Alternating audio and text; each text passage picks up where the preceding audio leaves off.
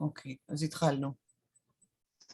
טוב, היום, ה-14 באוקטובר, יום חמישי, יש לנו פגישה מספר 119 של Learn Yiddish and Yiddish Literature Online, בזום.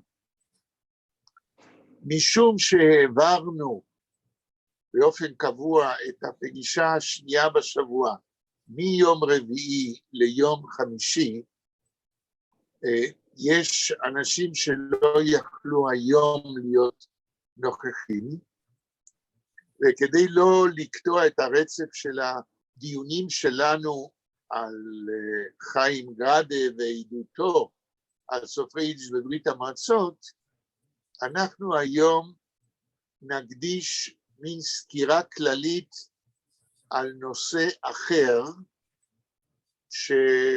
שבשבועות מאוחרים, כשנגמור עם גרדה, נטפל בו יותר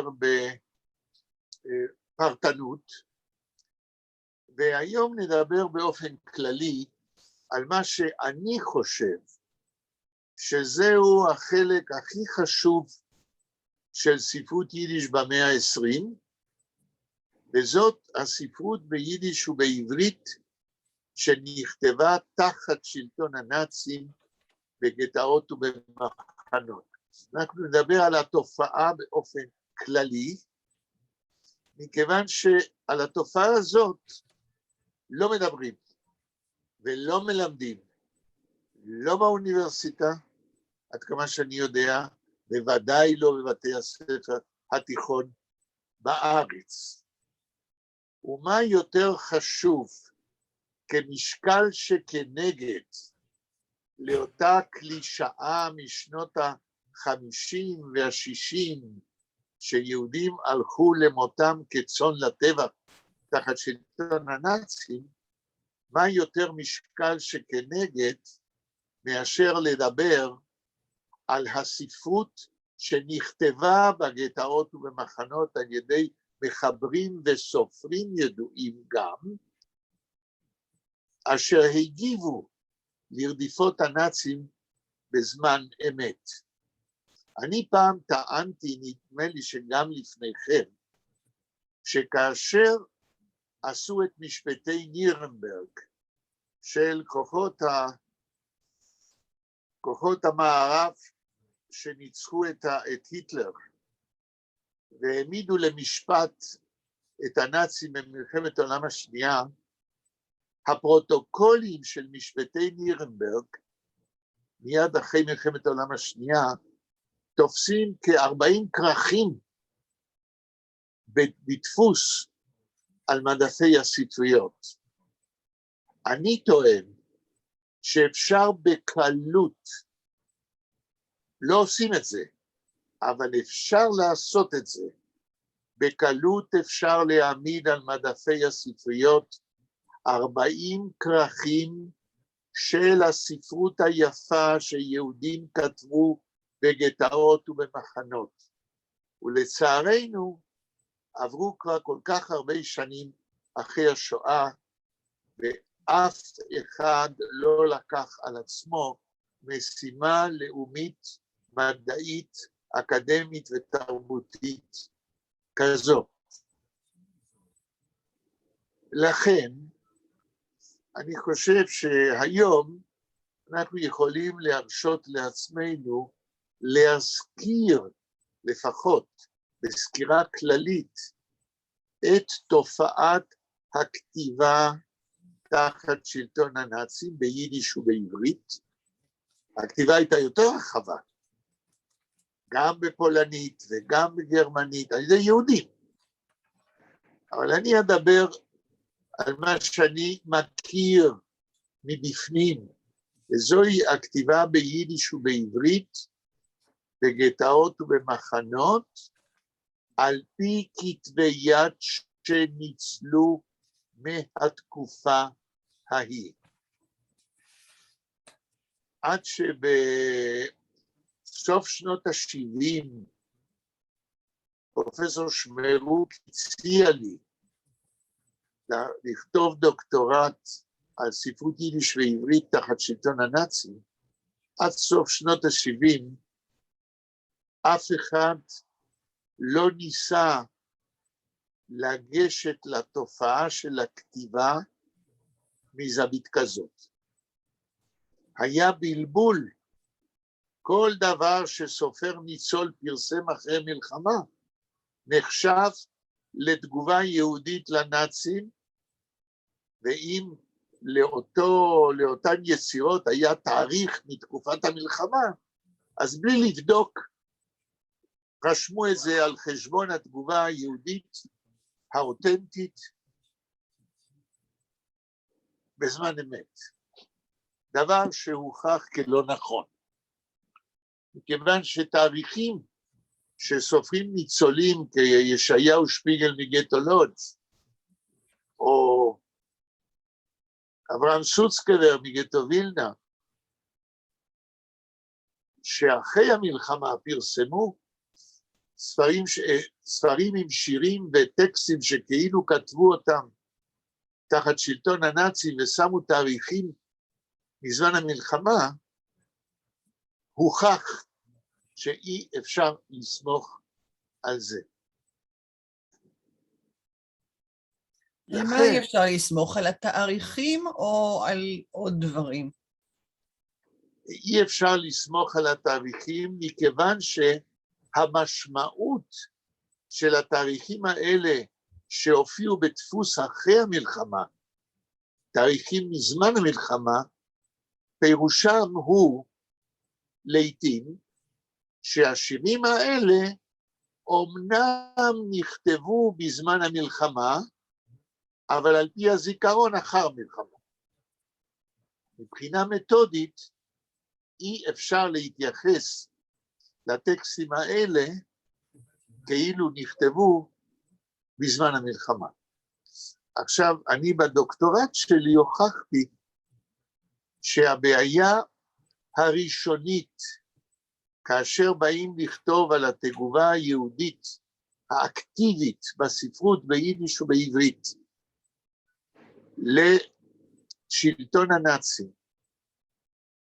התגובה היהודית בגטאות ובמחנות, אפשר לדבר עליה רק אם אנחנו מסתמכים על כתבי יד שניצלו מימי מלחמת העולם השנייה, ונכתבו אותם כתבי יד בגטאות ובמחנות.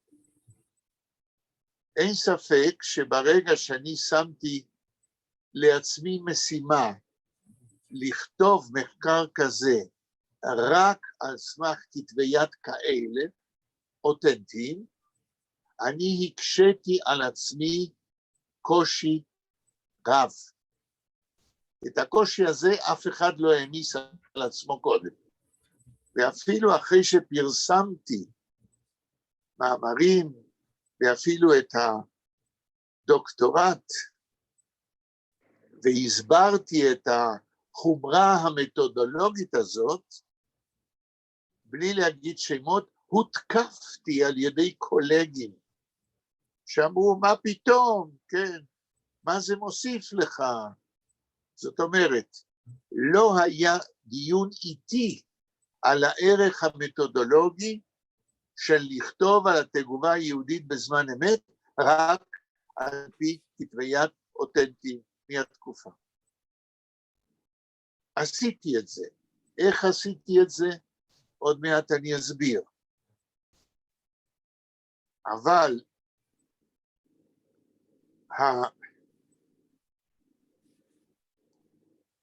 איך להגיד, החומרה המתודולוגית הזאת הביאה אותי לראיין מחברים וסופרים ניצולי שואה. אני מבחין והבחנתי תמיד בין מחברים לסופרים. סופרים אלה אנשים שכתבו גם לפני המלחמה והיו ידועים בספרות יידיש ובעברית. מחברים, זוהי תופעה מעניינת בזמן השואה. מחברים זה אנשים שהתחילו לכתוב בגלל שהיו אסירי היטלר בגטאות ובמחנות, שקודם לא חלמו אפילו לכתוב, ודווקא היותם אסירי מחנות וגטאות, הביא אותם להגיב, לא ללכת כצאן לטבח, כמו שהקלישאה אמרה, אלא להגיב ולכתוב. ומי הם המחברים האלה? אני אחרי שבדקתי את הנושא וראיינתי אנשים שניצלו ולא היו סופרים לפני המלחמה, אלה היו מחברים מנער, מילד ועד לזקן. כולם מבחינת הגיל, כל המחברים האלה היו בכל הגילים תחת שלטון הנאצים, כך שהתגובה היהודית הספרותית, לא רק על ידי סופרים, כמו סוצקבר, כמו ישעיהו שפיגל בגטולוג', כמו יצחק קצנלסון, אלא גם התגובה היהודית על ידי מחברים, כמו כל מיני שמות שאני מביא בפרק הראשון של הדוקטורט. אנשים שראיינתי, וכתבי יד של אנשים שלא שרדו, אבל כתביהם שרדו. זה ברור שגם... אנה נכנסה... שלום, סליחה. כן, שלום, אנה, אני מצטער שכבר התחלתי לפני שהגעת. אני רק אגיד בקיצור שהיום, מפני שיאיר לא יכול היה השבוע להגיע ביום חמישי, אנחנו מדברים על נושא אחר, כדי שיאיר לא יפסיד, כן, ושלמה אחרי הניתוח יוכל להצטרף. אז אנחנו היום מדברים על נושא כללי, שאני אומר שהוא הנושא לדעתי הכי חשוב בספרות יידיש במאה ה-20, וזה הכתיבה הספרותית ביידיש ובעברית תחת שלטון הנאצים בגטאות ובמחנות. אז כשהגעת אני אמרתי... I have the question about the Chaim Grade. I found his essay, The Memory, when he was the Wilner, and he met some Hirschfeld or somebody from the ghetto in Białystok. He was in the 39 in Białystok. Was very interesting essay because he was writing about the Musarim, because this his friend was a Musarim and he was very, Orthodox. And after he was a little bit described how he was in Białystok. After when he was in Paris. את קראת mein Krieg mit Herrscher Seiner, my quarrel with Herrscher Seiner? But was the fragments. טוב, צריך לקרוא את כל, למה פרגמנט? יש אפילו תרגום לאנגלית, my quarrel with Herrscher Seiner, עשו על זה סרט. הסרט לא הייתי ממליץ לראות אותו לפני שקוראים את הטקסט, כן? יש טקסט בתרגום לאנגלית ויש כמובן ביידיש. mein Krieg mit Herrscher Seiner. ודאי שזה מאוד, וזה לא רק מעניין מאוד, אלא זה טקסט שהוא עובר, בעברית אנחנו אומרים כחוט השנים.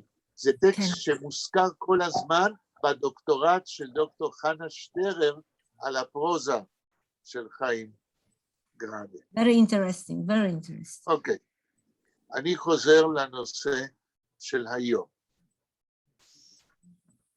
ובכן,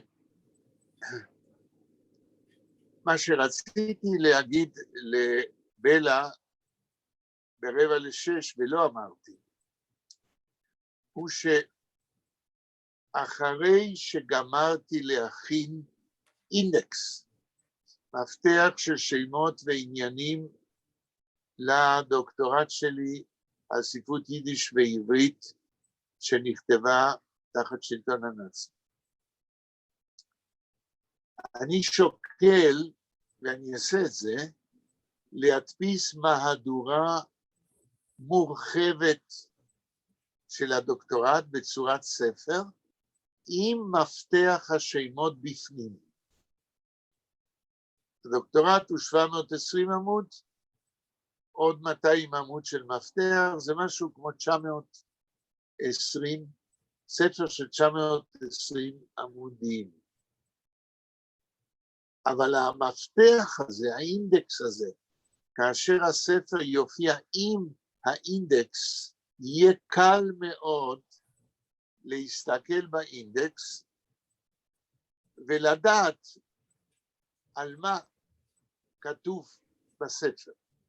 מהם השמות שמופיעים גם של סופרים, גם של חוקרים, מהם המוטיבים הרלוונטיים בין הנושאים שעליהם אני דן בספר שקשורים לספרות יידיש ועברית בשואה. ואני תמיד אמליץ שאם יבוא ספר כזה ליד שלכם, ושהוא יופיע עם המפתח, תסתכלו קודם במפתח. ואנחנו נעשה תרגיל כזה בעוד כמה שבועות. אני אשלח לכם את המפתח, וזה כאילו אני שולח לכם בשיעור אנטומיה סקלט אנושי, עם כל העצמות, עם כל החלקים של העצמות והסקלט, ואתם רואים איך הוא בנוי. המוסקולים, זה כשקוראים את הספר כולו, אבל איך בנוי הגוף האנושי, או איך בנוי הדוקטורט הספר הזה, זה רואים במפתח. אמרתי לכם כבר לא פעם, שאני פריק של מפתחות, מכירים את הביטוי פריק של? כן. אנה? כן, כן, כן, אני יודעת. אוקיי. אני אפילו אמרתי פעם, לא לכם, אבל אמרתי פעם, כמו שעל הקבר של בן גוריון כתבו, תלכו לשדה בוקר ותראו, על הקבר שלו כתוב, אתם זוכרים? אמרתי לכם מה כתוב על הקבר? לא זוכרים. אני לא זוכרת. כתוב על הקבר משפט אחד, עלה לארץ ישראל. זה היה הכוונה, אולי בן גוריון ביקש את זה, אינני יודע, זה התמצית של בן גוריון.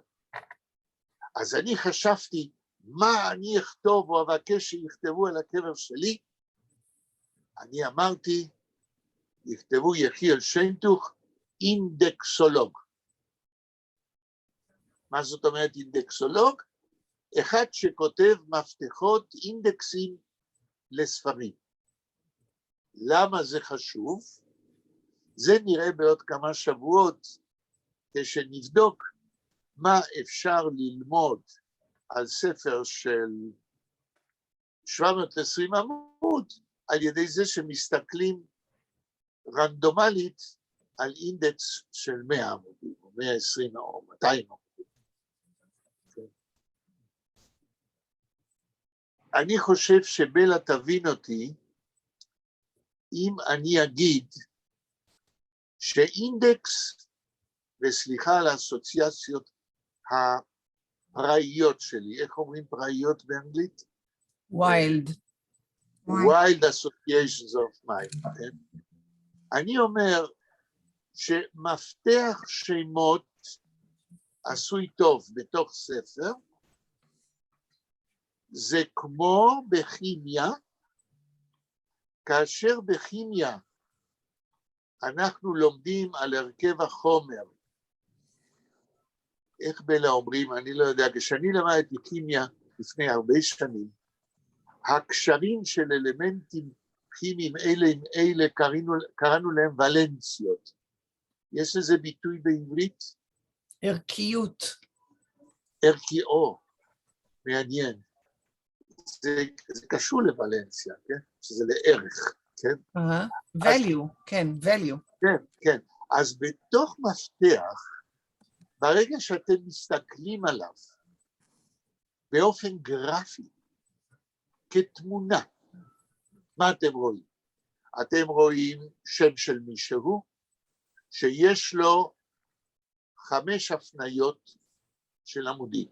בעמוד זה, בעמוד זה, בעמוד זה, מוזכר. ופתאום אתם רואים שם של מישהו אחר, שיש לו 5 שורות של עמודים שבהם מזכירים אותו.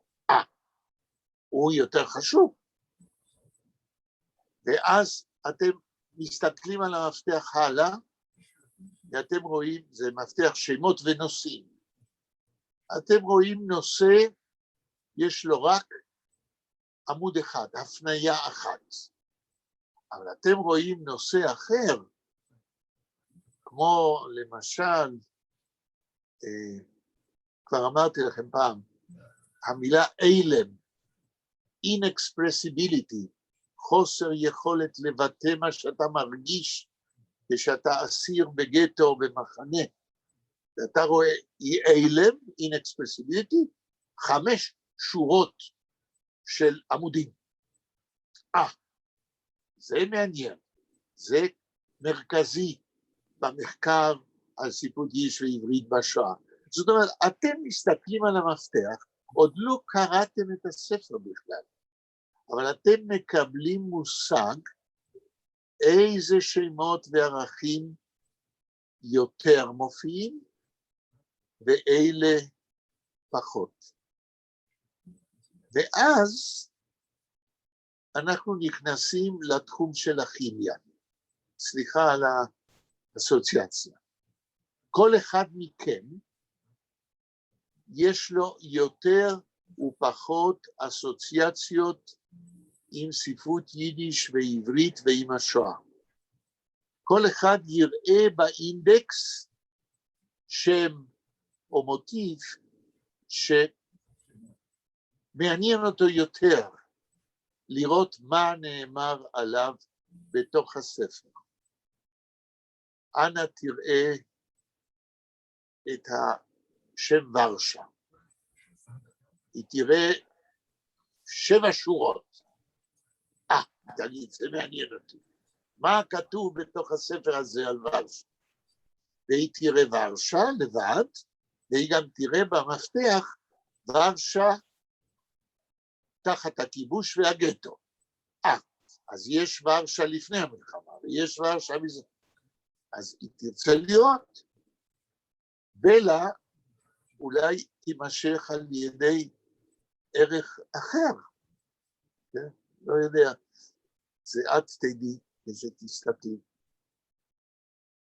ואז בלי לקרוא את הספר, אתם נכנסות כל אחת לנושא שמושך יותר, ולאט לאט אולי האינטרס מתרחב, עד שאולי תרצו לקרוא את הספר, או פרק מסוים, וכו'.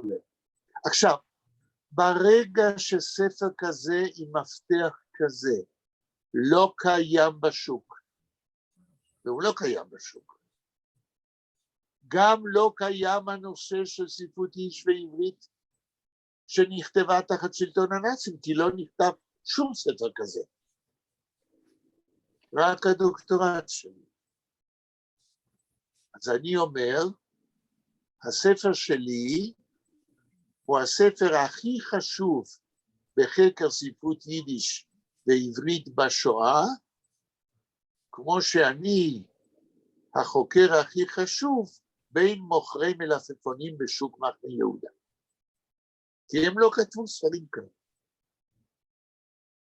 ללא כל קשר עם הספר חשוב או לא חשוב. אבל אם הוא הוגש לאוניברסיטה העברית כדוקטורט, ואם קיבלו אותו ואף אחד לא עשה לי בעיות, אז אולי יש בו משהו שיכול לתרום גם להוראה של התגובה היהודית בשואה, דבר שאין, לא קיים, לא מלמדים את זה לא באוניברסיטה ולא בתיכון, בכיתות הגבוהות. לכן, אני אומר שאני רוצה לדבר על הספר הזה שלי. האם יש שאלות וקומנטרים לקשקושים שלי עד עכשיו. אנא, אני סומך עלייך שיש לך שאלה. את לא חייבת, כן? I'm the commentary. We talk about the ghetto בוורשה, נכון?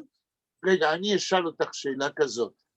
האם בוורשה, וזה מעניין אותי מאוד, האם בוורשה, בחוגים שלך, דרך אגב, מה הם החוגים שלך בוורשה? איפה את מסתובבת? מה זה בהוגים? Your social circles in Warsaw.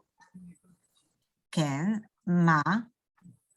אז איפה את מסתובבת? Yechiel is asking you, Yes. what is your social circles in Warsaw? And Where they speak or כן, don't but- speak about the Jewish response to the Holocaust from ghettos and concentration camps. No, we have now the strong social community because we, for example, very interesting. We had the new tableau in the wall in Plac Trzech Krzyży,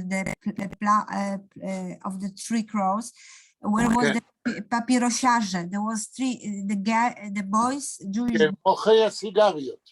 כן, נכון, נכון. מוכרי הסיגריות מכיכר שלושת הצלבים, כן. Can נכון. and there was amazing because a few years ago I was even looking for the book because one of them wrote the book, the memoir about how was this time, and this book was not available to buy, but now we have more story. People are more interested in the Jewish. את יודעת מי כתב את הספר הזה?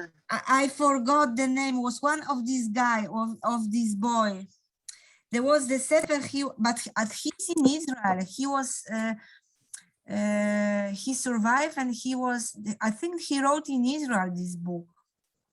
Because it was translated very early after the war and after we can't buy anymore this book. But טוב, יוסף ז'מיאן, אני מסתכלת באינטרנט. ג'מיאן. ג'מיאן או כן. כן. This is the אבל story. השאלה שלי, אנה, היא כן. הרבה יותר כללית. אני לא שואל אותך על פרטים מסוימים שקשורים לשואה. אני שואל אותך, האם בסרקלס שלך מדברים על ספרות יידיש ועברית שנכתבו בגטאות ובמחנות? כן, נכון. מה אומרים? ביהודי או all the people? רק יהודי. רק יהודי. For example, the news, last news, all the place of ghetto, it's now UNESCO. There will be no any more possibility to change or to build something new. For us, it's also very important. It's late, very late, but it's still okay that we can keep it the street and the names. We can bring back the names how was, and in the ghetto we can conserve the ghetto. What is rest, we can conserve the ghetto for future. So no. רגע, אני לא שואל אותך על הנצחה. איך אומרים הנצחה באנגלית? Architecture, the building, the commemorizing, משהו. אני לא שואל על אני שואל אותך, האם מדברים מי כתב ומה כתב בגטו? כן, נכון, אבל יש the special places, not, it's only for... לא places, אני שואל סופרים, מדברים על הסופרים ועל מה הם כתבו בגטו. כן, כן, נכון. מה? אבל מה? We only have the possibility to talk in the places of the Yiddish places. So only in such a מקום. זה מקום רק ביידיש תרבות. כן, בסדר, אבל מה מדברים? מדברים בכלל. מה מדברים? We have now the more the translated book again, so we can more to know about the writers, because before was the only we have the synopsis, or we have in the book of the history or the literature. Now we can read this book because they are again translated. Which book? על איזה ספר את מדברת? For example, from the Uch, this Chava is the new book. They translated her new book, what she wrote before the war, about the Uch society, Jewish society. כן, אבל אני שואל לא מה שכתבו לפני המלחמה, ולא מה שכתבו אחרי המלחמה, אלא מה שכתבו בזמן המלחמה. מה? טוב. The poems, we have the poems, נכון, we have the poems translated. I think, אנה, יחיל, אני אולי אסביר כמו שאני מבינה את השאלה שלך. בדיוק.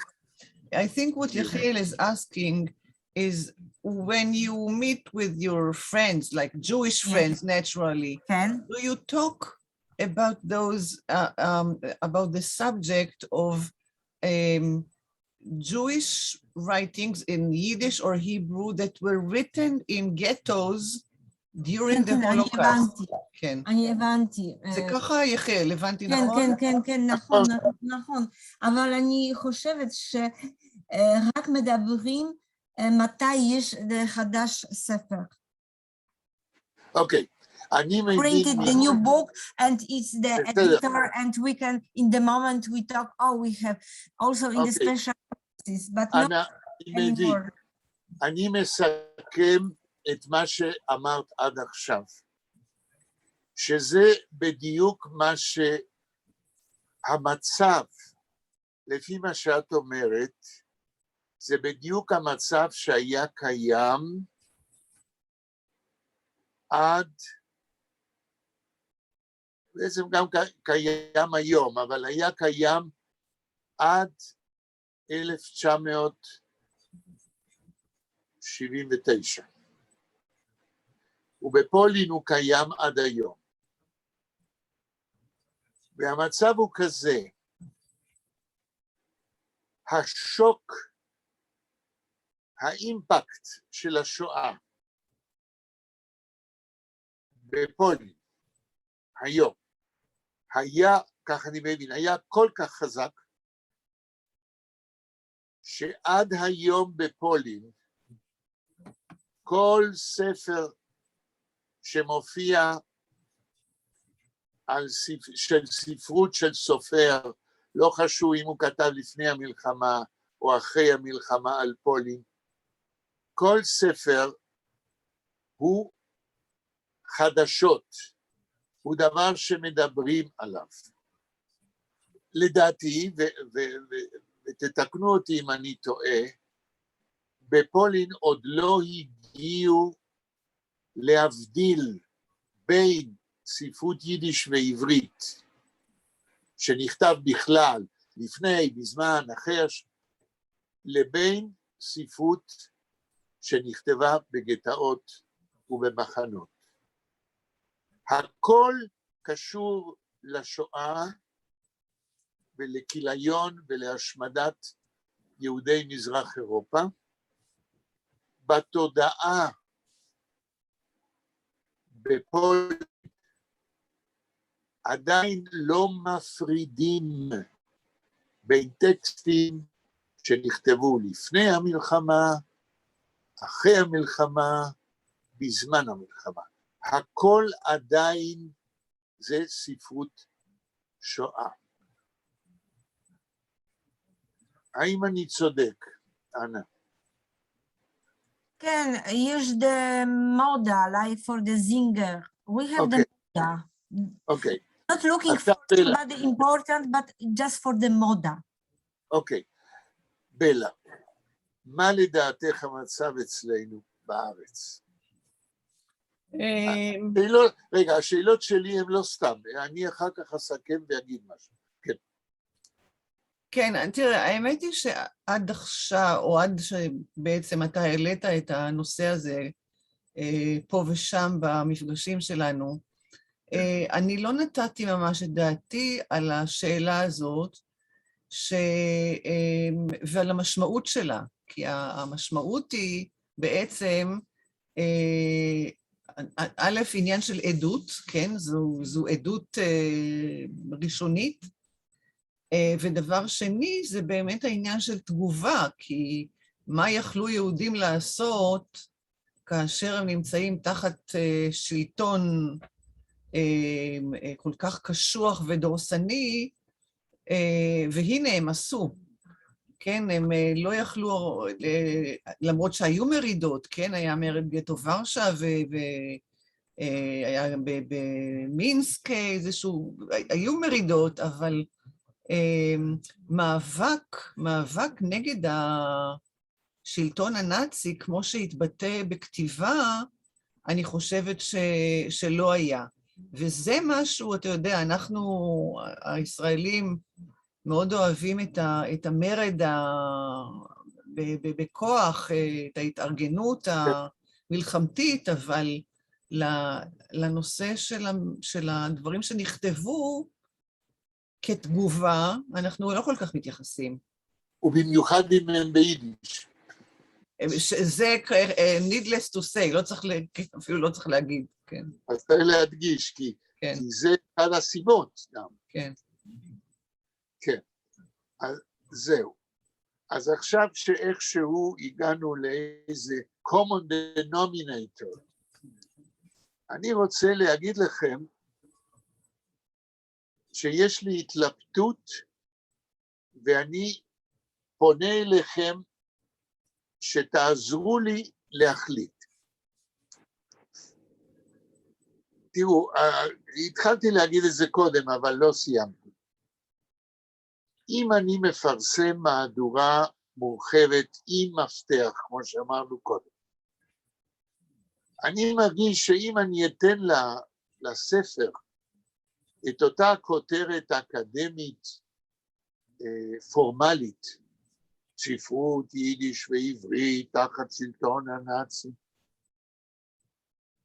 זה לא אומר את הכל, וזה לא אומר מספיק. הלילה אני אמרתי, וקיבלתי שוק, כשחשבתי, אחרי 42 שנה שהגשתי את הדוקטורט, בעצם מה עשיתי בדוקטורט? לאור מה שאמרתי קודם על כתבי יד, הרי כתבתי דוקטורט על טהרת כתבי יד אותנטיים. אז למה שלא להכניס לכותרת, לתת לספר המורחב הזה את השם כתבי יד של ספרות יידיש ועברית שניצלו מגטאות וממחנות. ואז אני מסתכל על הכותרת, מקבל שוק כפול. מה, יש כתבי יד מתקופת השואה? מה, יש ספרות?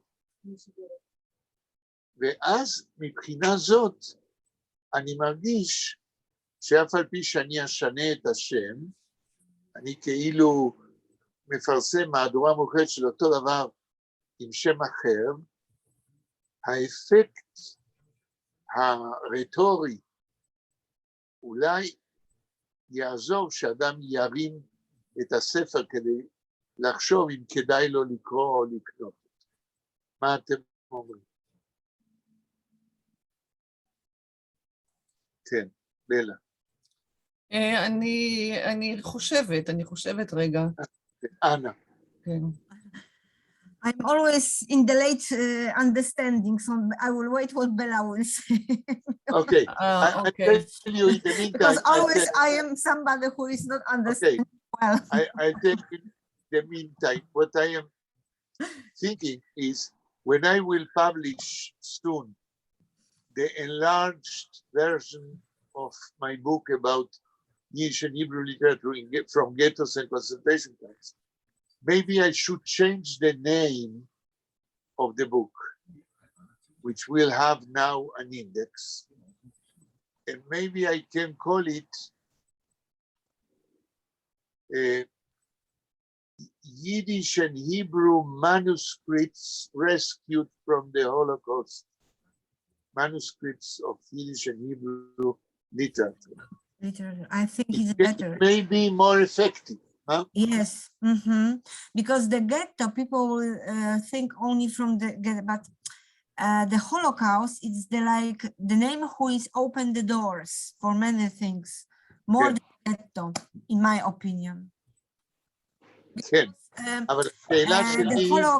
The Holocaust, for example, I am in different university of the Holocaust in the world, like in Stanford, or that Holocaust it's bring more people because people still is interesting of the Holocaust, like the Vienna Library in UK, also the Holocaust. The ghetto, it's like the Warsaw or the Łódź, and people think, oh, what we can know more about the ghetto. It's not, of course, it's not true, but the ghetto, it's closing more the things. It's like, oh, we will know about only the ghetto life, but because nobody knows how was the big, even the literature, how many, like I said about Poland, we have Moda. What it's, I am not saying criticize, but it's not my critic, but for example, the Zinger, was like the boom for the Zinger again last year, and so many books that are again translated or the new translation. But when I ask about the Heimgrade or like Sutzkever, I found only the one book, Sutzkever, in the antiquariat. It's not possible to buy. I catch this book. So if you want to know about the literature in ghetto, you have to make many salto mortale to find something, because it's only maybe in the university there are the books, but for somebody outside, no way to find. Okay, okay, בלה, מה את אומרת? אני קודם אגיד לאנה משהו באנגלית. I think what Yechiel means is the big difference between the old name of the doctorate and then the one that you want to change is the word rescued.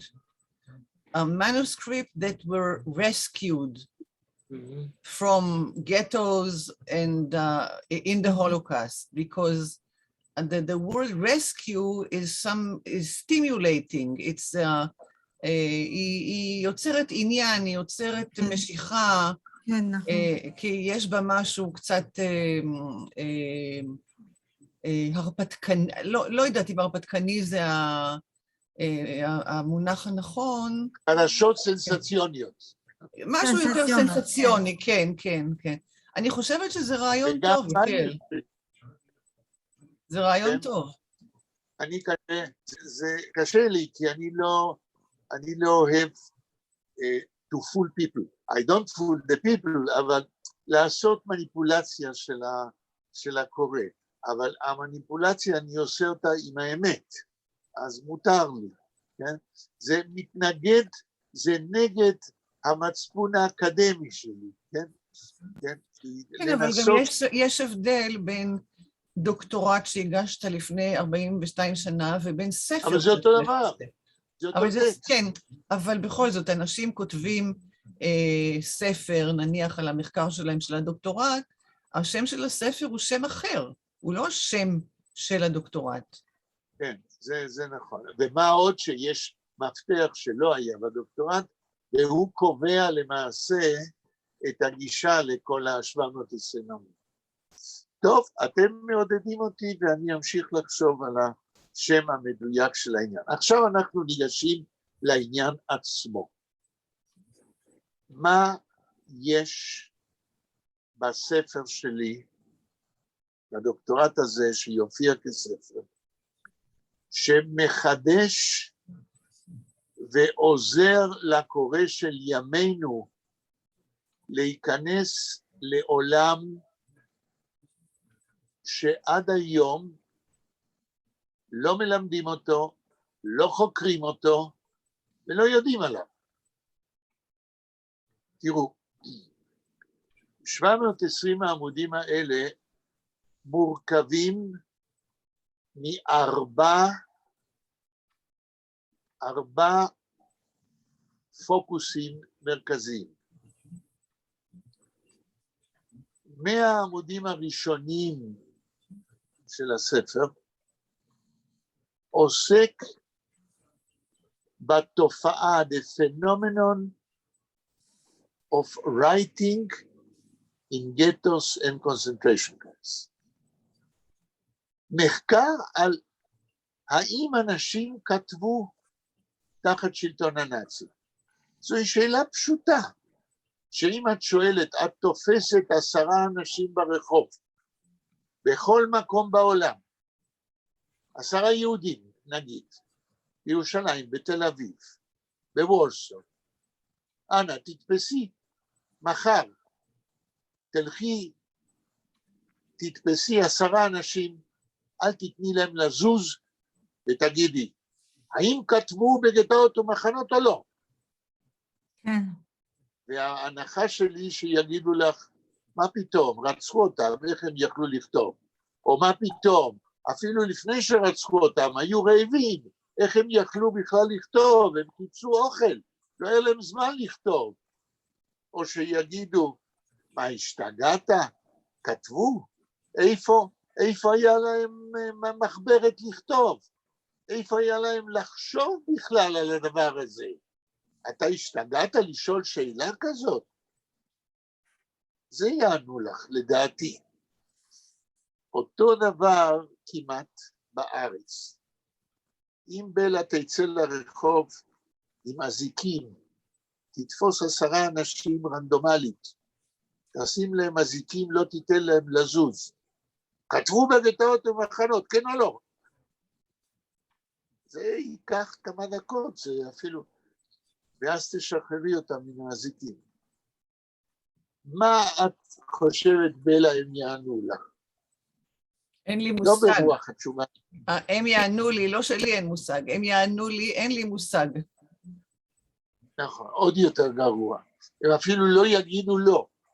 אין לי מושג מכיוון שבשבילי ההולוקאוסט זה דבר שאני לא, אין לי מושג מה זה.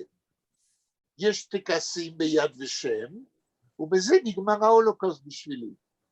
או, כמובן, 9 מ10 יגידו, כן, במשפחה שלי רצחו משפחה שלמה באירופה, אז אני לא יודע כלום, כי הם לא יכלו לכתוב לי על מה שקרה להם.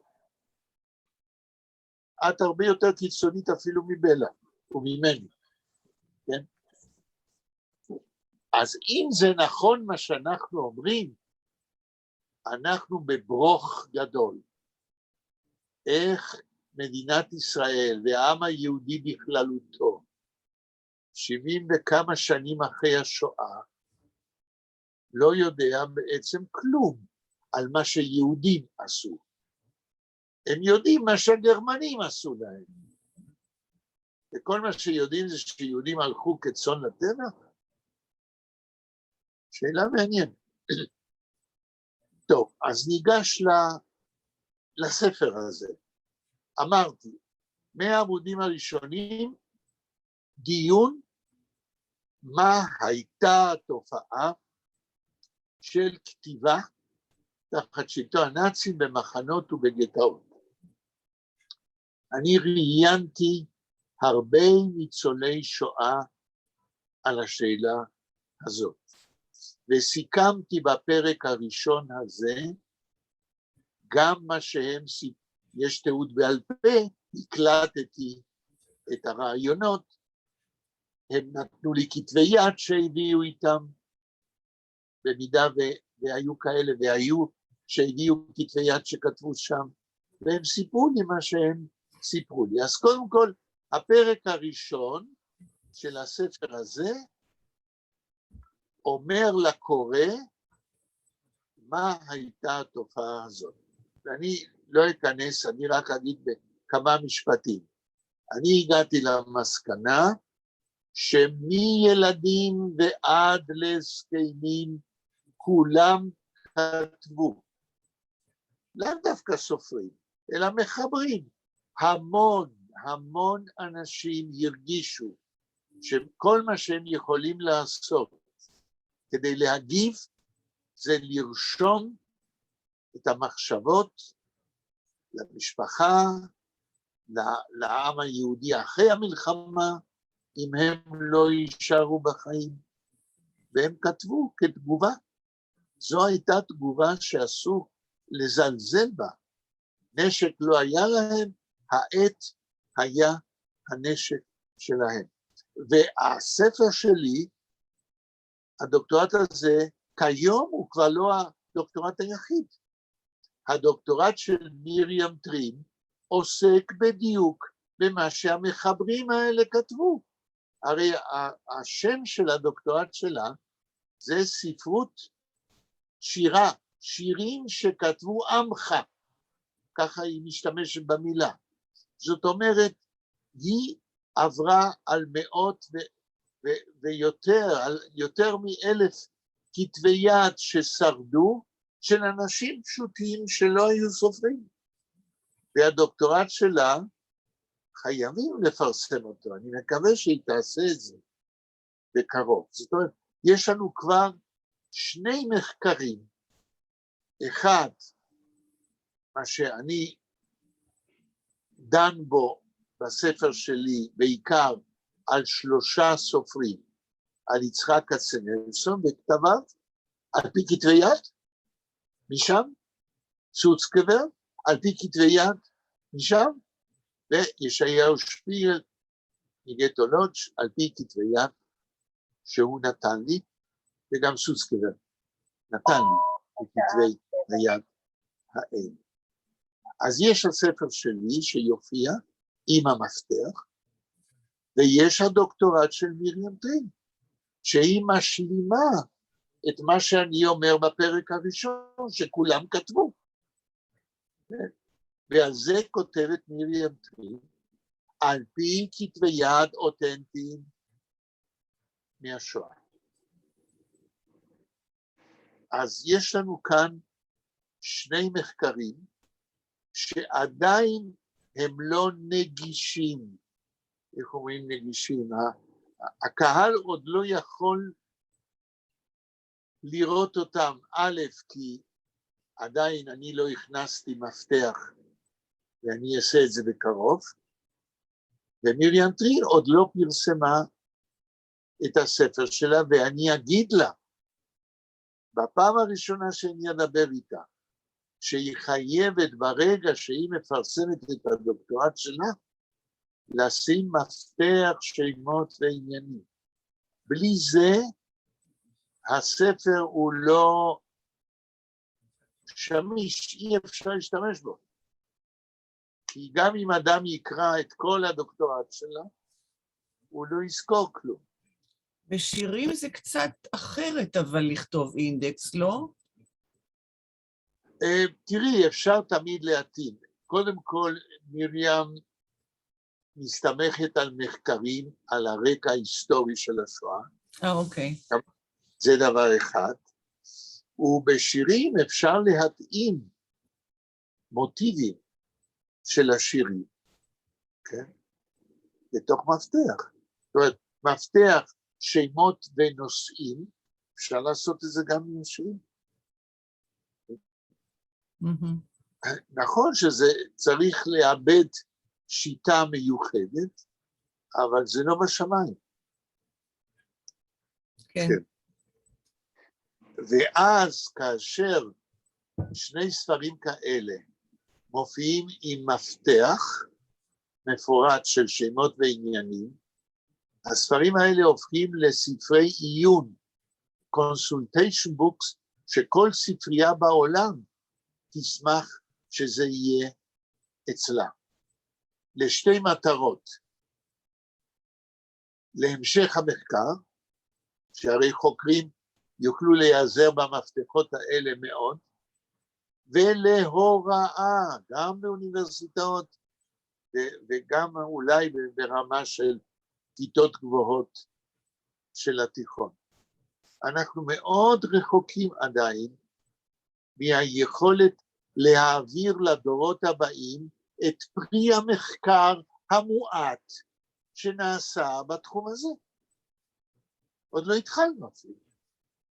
זה מדהים וזה מצער, אבל לדעתי זאת עובדה. עכשיו נחזור לספר שלי. דיברתי על הפרק הראשון בקצרה רבה. אני עובר עכשיו לשלושת הסופרים האחרים, שהם, היצירות שלהם נידונות בספר שלי, על פי כתבי יד אותנטיים משם. איך הסקתי את כתבי היד? נתחיל ביצחק כצנלסון. לפני הגירוש הגדול בגטו ורשה, כאשר ידעו שמתקרב גירוש, אנשים במחתרת בגטו ורשה קברו את כתבי יצחק כצנלסון באדמה. ואחרי המלחמה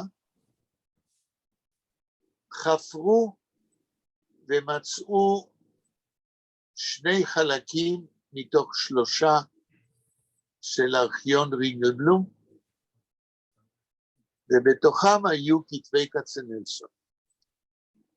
וכתבי היד האלה עברו למכון היהודי ההיסטורי בוורשה, לז'יך.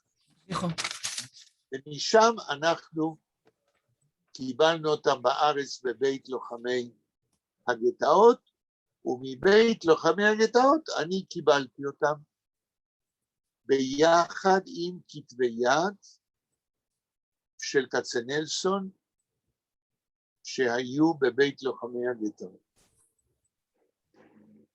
ככה שכל מה שאני כתבתי בספר שלי על התגובה של יצחק כצנלסון תחת שלטון הנאצי, מבוסס על כתבי יד.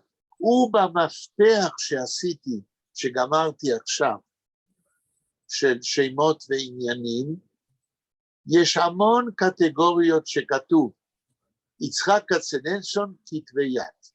כל מקום שאני מדבר על כתבי היד, אני אומר באיזה עמודים בספר אני מתייחס.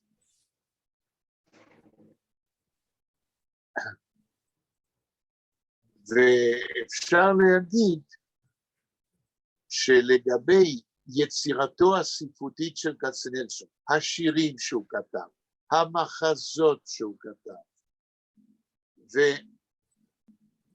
והמאמרים שהוא כתב, יש לנו כמעט הכל.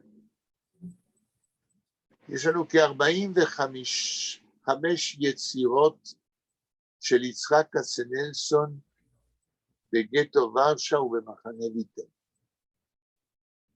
כ-40 יצירות יש לנו כתבי היד, ועל סמך זה כתבתי עליו מה שכתבתי. ומהו הדבר הכי חשוב שבולט בתגובה היהודית של יצחק כצנלסון בוורשה ובמחנה ויטל, על פי כתבי יד אותנטיים? אם אני מסכם הגרוסו מודו, כמו שאומרים באופן כללי, זהו הנושא, ארץ ישראל וגלות ישראל, אלה 2 נושאים הכי מרכזיים בתגובה שלו בגטו ורשה ובמחנה ויטל. שזהו עניין מאוד אקטואלי, לחשוב על ארץ ישראל תחת שלטון הנאצי, ולחשוב על משמעות גלות ישראל לאור התנ"ך. כן? זו תגובה מעניינת ביותר. ועל זה אפשר לעשות קורס שלם, גם באוניברסיטה, גם בשיעור בכיתות גבוהות של בתי ספר תיכון, ועל זה לא עושים שום דבר. זה כל כך אקטואלי וחשוב לאזרחי מדינת ישראל. מה יותר חשוב כיום מאשר לחשוב על היחס בין חשיבות ארץ ישראל לגלות ישראל. הרי כיום הבעיה הגדולה זה הקשר בין מדינת ישראל ליהודי אמריקה, לגלות היהודית בארצות אחרות. אז זה דבר אחד שאפשר לראות בספר שלי בעזרת המפתח. יש הרבה דברים אחרים אצל קצנלסון, כמו למשל, היום בלה, לפני שהתחלנו להקליט, שאלה שאלה מעניינת. אם אנחנו נדבר על קצנלסון, אולי אפשר להזכיר ולו יצירה אחת שהוא כתב בוורשה. ואני אמרתי, נכון, צריך, אחת היצירות החשובות זה המחזה שלו על נהרות בבל, ביידיש. כן? ואני אמרתי לבלה שבאינטרנט, בלי לשאול את הרשות שלי, העלו את הספר שלי של כתבי יצחק קצנלסון מגטו ורשה, בלי לבקש את הרשות. ואפשר היום באינטרנט לראות את זה, ולפני שהתחלנו להקליט, אז ניסינו לחפש באינטרנט, ונדמה לי שבלה מצא משהו, אבל לא היה לנו זמן להיכנס לזה. אני חושב שאת מצאת יידיש כסובים פון ורשה וגטו, 1940-1943. כן, כן, זה. כל מי שבגוגל יכתוב את זה, ימצא את הספר שפרסמתי, ושם, לפי התוכן, יראה את העמודים שקיים המחזה על נהרות בבל. שם יש גם מבוא קטן על הטקסט בכתב יד, שלפי כתב היד אני פענחתי את המחזה ופרסמתי אותו בספר. במחזה הזה יש שלושה דברים שאולי אני אזכיר בקצרה. קודם כל, אתם זוכרים, בטח דיברנו על זה, שיצחק קצנלסון היה מורה לתנ"ך. כל המחזה מבוסס על הדמויות התנ"כיות שקשורות לגלות בבל. ועל נהרות בבל זה חלק מפסוק מפורסם. על נהרות בבל, שם ישבנו, גם בכינו בזוכרנו את ציון. יש לכם גם גלות ישראל, יש לכם גם ארץ ישראל, ציון, והמחזה, הדמויות במחזה, הם חלק גדול דמויות תנ"כיות שמופיעות בתנ"ך. עכשיו, למחזה יש 4 מערכות. ובמחזה, למשל, במערכה השנייה, נידונה השאלה האם להתאבד או לא. וזה כמובן על הרקע התנ"כי בגלל גלות בבל, זה רקע היסטורי, אבל היה לזה אקטואליזציה לגבי יהודים בגטו בוורשה, האם להתאבד או לא. ככה שיצחק קצנלסון משחק בשתי תקופות מקבילות. מה שהוא כותב על הזמן התנ"כי, יש לו השלכות וחשיבות גם לחיים בגטו בוורשה. לא אכנס לכל הנושאים, כן? שקשורים למחזה. כמה זמן נשאר לנו? 18 דקות. טוב, אז מה שאמרנו עד עכשיו על כצנלסון, ומה שהוא כתב בגטו ורשה. אני רוצה לשאול משהו, מיכאל. אני מבינה שאתה קיבלת את כתבי היד מיד ושם, אבל אלה לא היו... לא, רגע. מה, איזה כתבי יד? של כצנלסון? לא מיד ושם, לא. אני קיבלתי... מז'יחו? קודם כל, כתבי יד מבית לוחמי הגטאות. אוקיי. ששם הם שמרו על כתבי יד, וגם מהמכון היהודי ההיסטורי בוורשה. לא מיד ושם. אוקיי. אבל אלה לא היו הכתבי יד המקוריים בוודאי, זה מן הסתם היה צילום, לא? תני לי לחשוב על השאלה שלך. מהז'יך כמובן קיבלנו צילום. עכשיו, מבית לוחמי הגטאות, אני חושב שאלה כתבי יד המקוריים. איך הם השתמרו? באיזה מצב הם הגיעו לידיים שלך? אז זוהי שאלה מאוד חשובה. כל העניין הזה עם הדוקטורט שלי התחיל עם פרופסור שמרוק. הרי אני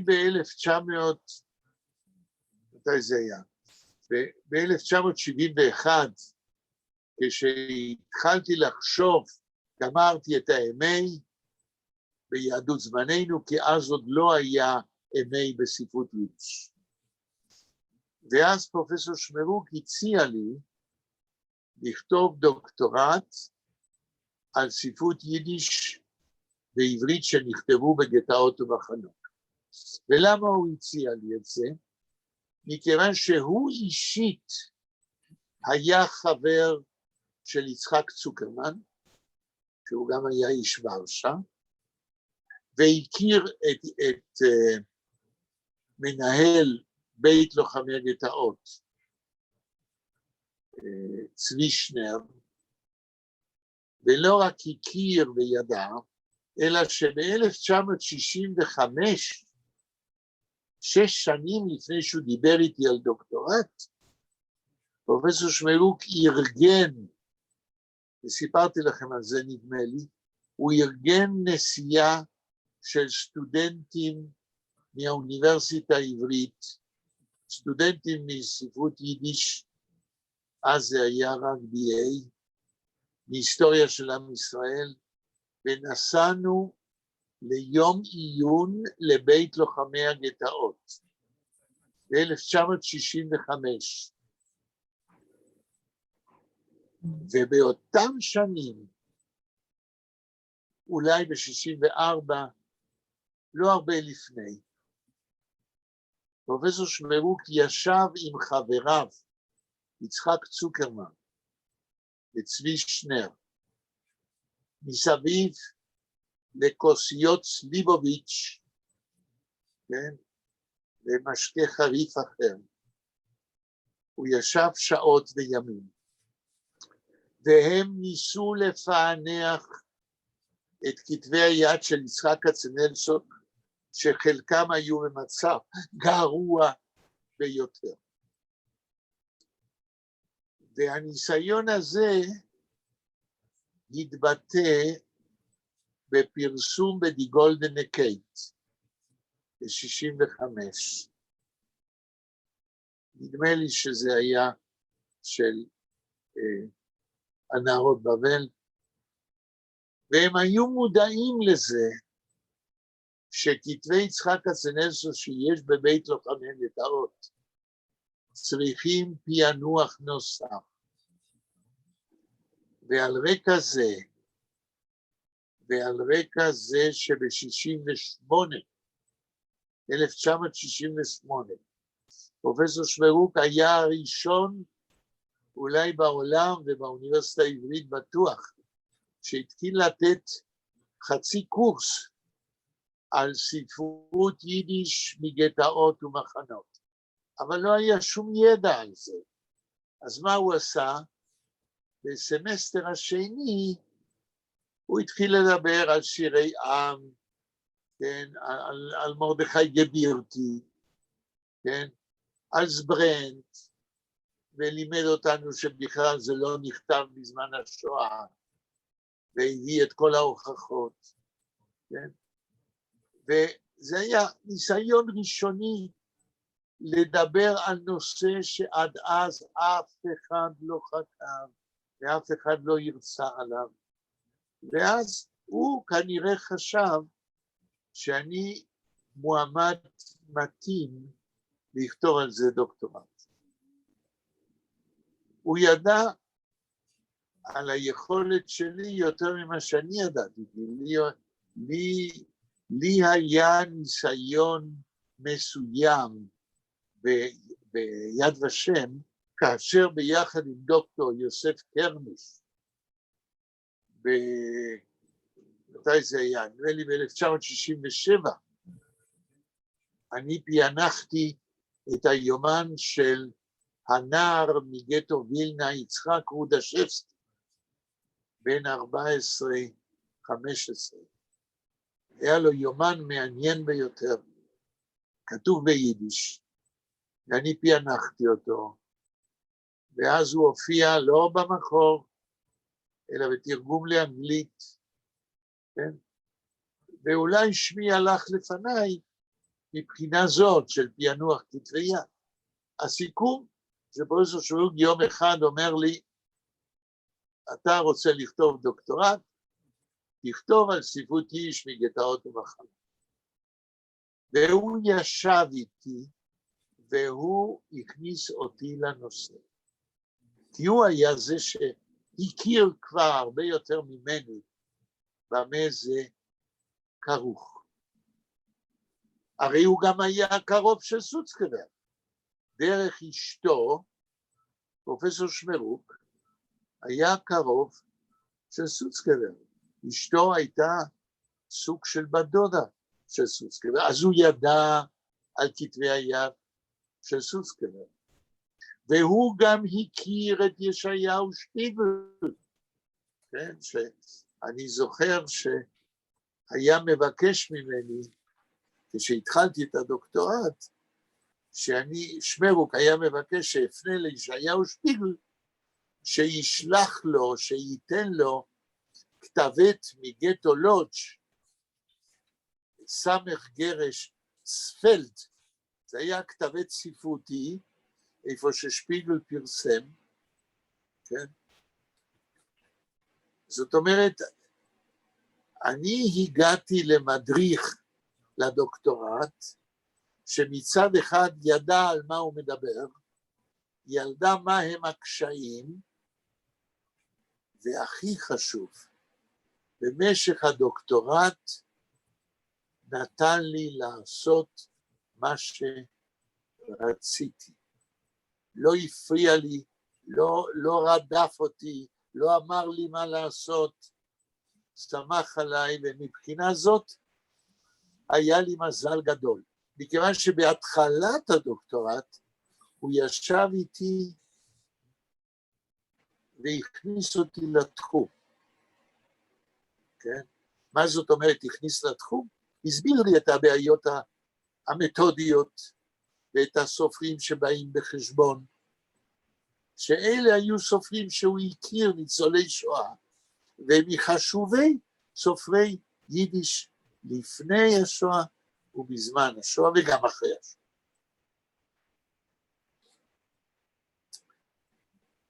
נעבור לסוצקבר, שכבר דיברנו.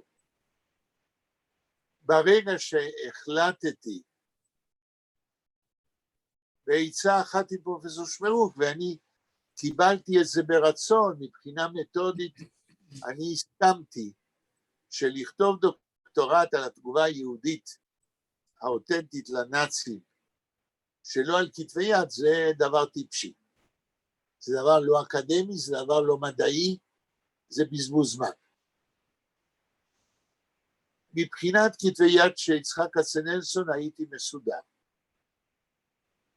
הייתי מסודר מכיוון שהייתה לי היכרות קודמת עם בית לוחמי גטאות, שאמרתי שנסענו ב-1965 ליום עיון, ונדמה לי שסיפרתי לכם על יום העיון, שזה היה משהו מדהים. זוכרים? אנה בלה? או שאחזור בקיצור? לא, אמרת עכשיו כאילו, שנסעתם. כן, כן, אבל מה היה באותו יום עיון? לא סיפרת. אז אני אספר. מפני שאלה רגעים שקוראים לזה בפסיכולוגיה אימפרינט, הם נתפסים לך בנשמה ומשפיעים על כל החיים שלך. ככה זה היה איתי ועם חבריי. זה היה פעם ראשונה בחיים שהיה לנו קשר עם יצחק צוקרמן, שבמשך זמן רב מסביב למקטה, יודעים מה זה מקטה? שחזור של הגטו בוורשה. בבית לוחמי גטאות עד היום, כן, אולי זה 2 מטר על 2 מטר, משהו גדול. שחזור של כל בית ובית בגטו, של כל רחוב ורחוב. ויצחק צוקרמן מסביר לנו את מרד גטו ורשה, מה קרה ברחובות, איך המעבר, כן, מצפון לדרום, כאשר הנאצים סגרו את כל המעברים חוץ מאחד, מצפון לדרום בגטו, כן? ורק השאירו את רחוב קרמליצקה, שהלך מדרום לצפון, רחוב צר, איפה שכדי לעבור שם... איפה זה חיה? זה מקטה? איפה זה חיה מקטה? זאת מקטה בישראל? בבית לוחמי הגטאות היה שחזור, רקונסטרוקציה, איך נראה הגטו בוורשה, כל בית בבית, כל רחוב ורחוב. עשה את זה וירניק, שהוא היה ניצול שואה, והוא הכיר את הגטו, כן? והוא עשה רקונסטרוקציה מבתים בעץ קטנים, כן?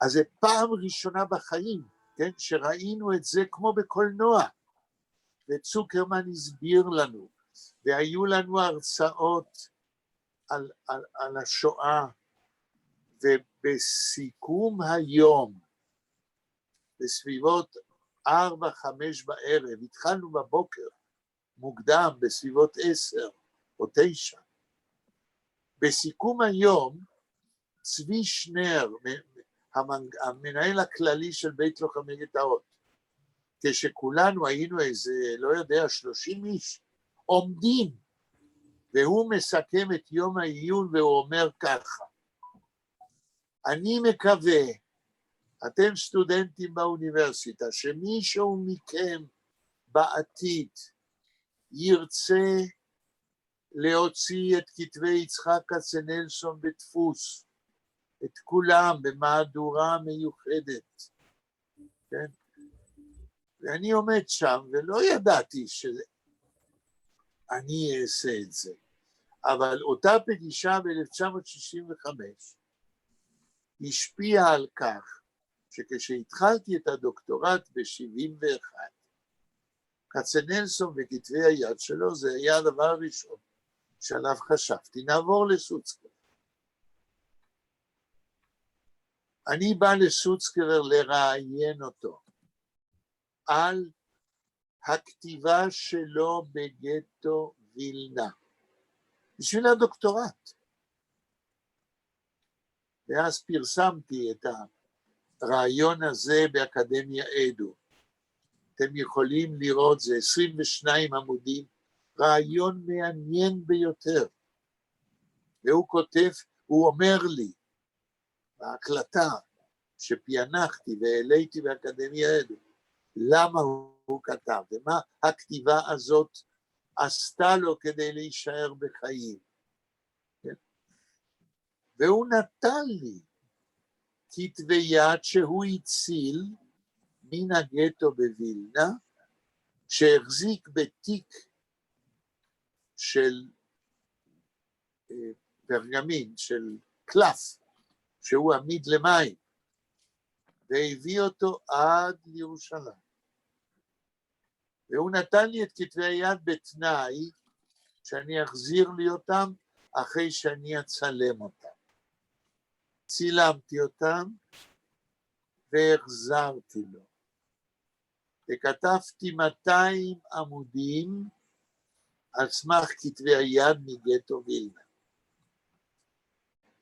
אבל הוא אסר עליי, ברגע ששלחתי לו בשביל הדוקטורט, שיראה מה כתבתי. הוא אמר, אני לא יכול להרשות לעצמך לצטט אפילו פסיק. אתה חייב לכתוב על השירים שלי בגטו וילנה, על פי הדפוס אחרי המלחמה. אמרתי לו, אני לא יכול. יש לי עיקרון מתודי, אני לא יכול לקלקל את הדוקטורט שלי. אז הוא אומר, אז מה תעשה? אמרתי לו, אתה תהיה הערה בתוך הדוקטורט שלי. ואוכל לכתוב בלי לצטט כמה דברים, אבל 200 עמודים לא ייכנסו, והם לא נכנסו. אבל כאשר גמרתי עכשיו להכין מפתח שמות ועניינים לספר שלי, ראיתי שסוצקבר מוזכר בהמון מקומות. כי אני לא ציטטתי את הטקסט בכתב כתבי היד, אבל כן ציטטתי את המסקנות שלי, של המחקר באותם 200 עמודים שלא פרסמתי. ויש הרבה דברים על מה שסוצקבר עשה בגטו וילנה, שיכולתי לכתוב, וזה נמצא במפתח. ככה שמי שיסתכל על הקטגוריות, יש לי סוצקבר כתבי יד, סוצקבר לבד, הרבה ערכים שקשורים לסוצקבר, יוכל גם ללמוד מה למדתי מאותם כתבי יד. לגבי ישעיהו שפיגל, היה מקרה מעניין שאולי סיפרתי לכם, אולי לא. באתי אל ישעיהו שפיגל לראיין אותו, ולבקש ממנו אם הוא הציל כתבי יד מגטו לודז'. סיפרתי לכם מה הוא ענה לי? לא זוכרים. לא. אוקיי. אז הוא אומר לי, בשביל מה אתה צריך את כתבי היד שלי מגטו לודז'? הרי את כולם פרסמתי כבר בדפוס אחרי המלחמה. אמרתי לו, אני כותב דוקטורט רק על פי כתבי יד. אם יש לך כתבי יד מגטו לודז', אני צריך אותם מכיוון שאני חושב שאתה לא פרסמת את כתבי היד כפי שהם נכתבו בגטו. אז הוא אומר, לא נכון. ואני הייתי מוכן לתגובה הזאת. אז אמרתי לו, תראה, פה יש לנו ספר שלך שהדפסת אחרי המלחמה. הספר הזה, אתה מפרסם סיפור שאתה אומר שהוא נכתב כלשונו בגטו בלודז'. כדי לתת איור גרפי לספר, אתה נתת עמוד אחד מכתב היד. בוא נעשה תרגיל, אמרתי לו. אתה תיקח את הספר ביד, אתה תתחיל לקרוא את הסיפור בדפוס, ואני עוקב אחרי הצילום של אותו עמוד, ונראה האם אתה באמת פרסמת את כתב היד או שתיקנת. הוא אמר, בסדר. הוא התחיל לקרוא, ואני עם הצילום של כתב היד שבתוך הספר שלו, והוא מיד הבין שכתב היד כמו שהוא לא פרסם. הוא השתכנע, ונתן לי את כתבי היד שהוא הציל. אבל איך הוא הציל? זה כן סיפרתי לכם. יחיאל, עכשיו 7:32, אז... אוקיי, אז אנחנו מסיימים כאן בסיכום. כל מה שאני כתבתי בספר שלי, הספרות יידיש ועברית תחת שלטון הנאצים, נעשה על פי העיקרון המתודי, על פי כתבי יד. ועם ההתייעצות איתכם, אני חושב שאני באמת אשנה את השם, ואני אגיד, כן, כתבי יד ספרותיים מגטאות ומחנות שניצלו, כן? וזהו. אז אנחנו מסיימים כאן, ואני מקווה שביום שני, 5:45, יאיר אמר שהוא יכול לבוא, ואנחנו נחזור לגרדה ולמאמר על העדות שלו, על סופרי יידיש בברית המועצות. היה מאוד מעניין, יחיאל, מאוד מעניין היה. אוקיי, להתראות. להתראות, תודה רבה. ביי ביי. תודה.